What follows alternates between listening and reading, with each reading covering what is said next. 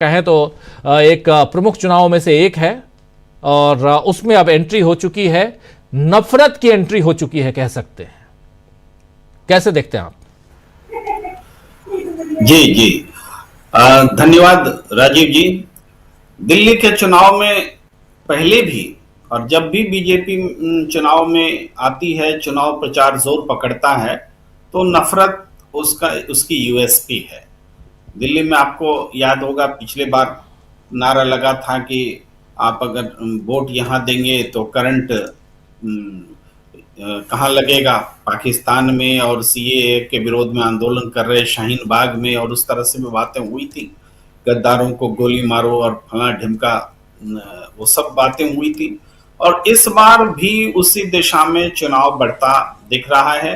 लेकिन जिस मुंह से ये बातें हो रही हैं, ये आरएसएस के भीतर जो दो मुंही बातें एक साथ हो रही हैं वो भी उजागर हो रही हैं।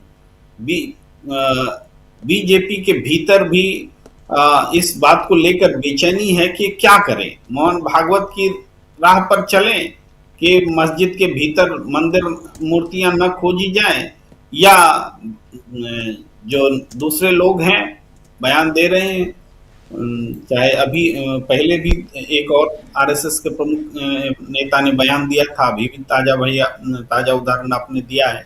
ये इन दोनों की बात पे चला जाए कि भाई बिना शस्त्र के, हालांकि शस्त्र वाली बात तो मोहन भागवत ने भी कही थी, लेकिन वो बात दस्तूर मान लेते हैं कि वो विजयादशमी के दिन कहीं कहीं बात हो सकती है। लेकिन अभी के मौसम में ये बात करना कि शांति के लिए हिंसा का रास्ता जरूरी है, ठीक है। कभी गीता में भी ये बात कही गई है, श्री कृष्ण ने कहा है कि व्यापक शांति के लिए कभी कभी ये राह लेना पड़ता है, लेकिन वो युद्ध के पृष्ठभूमि में, युद्ध के माहौल में वो बात है। एक राजाओं के बीच, शासन के बीच युद्ध की बात है।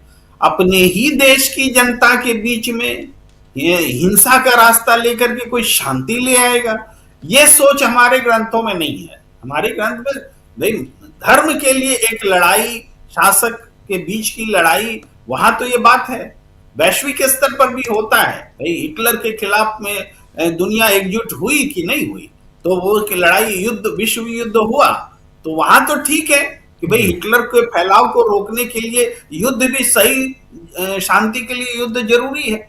लेकिन अपने देश के भीतर जनता के बीच में आप किससे लड़ाई लड़ना चाहते हैं? कौन है जिसके खिलाफ में आप हथियार उठाने के लिए कह रहे हैं और शांति के लिए युद्ध जरूरी है? अरे शांति के लिए संविधान जरूरी है। संविधान आप मानेंगे शांति स्थापित रहेगी, संविधान नहीं मानेंगे हर राज्य मणिपुर होगा। संविधान नहीं होगा, जैसे बांग्लादेश में जैसी अराजकता स्थिति पैदा हुई, वैसी अराजक स्थिति हिंदुस्तान में भी पैदा हो जाएगी। संविधान को अगर कमतर किया जाएगा, उसकी तौहीन की जाएगी। आज संविधान बचाने की लड़ाई है और इसी लड़ाई का काउंटर पार्ट जो एक्टिविटीज है, वो समांतर जो एक्टिविटीज है, वो है हिंसा भड़काने वाली। देश में केरोसिन तो छिड़का हुआ है, नफरत का केरोसिन छिड़का हुआ है। ये माचिस लेकर के जब तब लोग आगे आ जाते हैं और मणिपुर बन जाता है, कहीं संभल बन जाता है, कहीं कुछ और हो जाता है। ये हालात हैं। और जब कभी भी आप देखेंगे, चूंकि दंगा मैं मानता हूं संगठित अपराध है, दंगा कुछ लोग जब दंगा का नेतृत्व करते हैं और चाहते हैं तभी दंगा होता है। आम जनता दंगा में हिस्सा नहीं लेती है, कुछ इल मोटिवेटेड लोग दंगा कराते हैं। नफरत वैसे ही संगठित ढंग से होता है।